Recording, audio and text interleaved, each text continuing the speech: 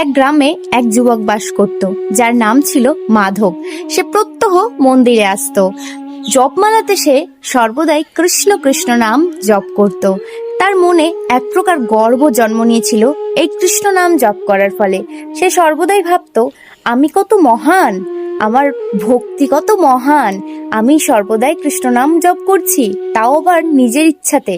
আর ঠিক তারপরেই মন্দিরে একদিন মাধবের সাথে এক সাধু বাবার দেখা হয়ে গেল।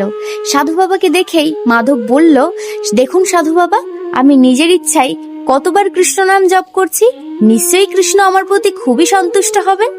তখন সাধু বাবা তার কথা শুনে মৃদু হেসে বলল, আচ্ছা মাধব, তুমি কি সত্যিই নিজের ইচ্ছায় কৃষ্ণ নাম জপ করছো?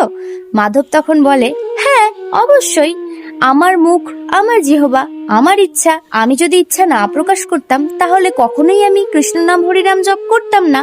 তারপরে সাধু বাবা তাকে বোঝানোর জন্য উদাহরণস্বরূপ একটি গাছের শুকনো পাতা মাটি থেকে তুলে দেখালো। আচ্ছা মাধব, এই গাছের পাতা কি নিজের ইচ্ছায় নড়তে পারে? মাধব তখন বলল, একদমই না, বাতাস বইলেই একমাত্র গাছের পাতা নড়ে। তখন সাধু বাবা বলল, ঠিক তেমনই কৃষ্ণ নাম তোমার জিহ্বাতে তখনই তুমি উচ্চারণ করতে পারবে যখন কৃষ্ণ তোমাকে কৃপা করবে। আর এই ধরাধামে যদি কৃষ্ণ তোমাকে কৃপা না করতো তাহলে তুমি কখনো এই জিহ্বা দিয়ে কৃষ্ণ নাম উচ্চারণ করতে পারতে না। তাই আমাদের প্রতি কখনো যদি ঈশ্বর কৃপা করে তাহলে আমাদের সেটা নিয়ে অহংকার করা উচিত নয়, সেটা নিয়ে গর্ব করা উচিত নয়, বরং ভগবানের প্রতি আমাদের আরো কৃতজ্ঞতা জানানো উচিত, কারণ তিনি আজকে কৃপা করেছে বলেই তার সেই পরম নাম আমরা উচ্চারণ করতে পারছি।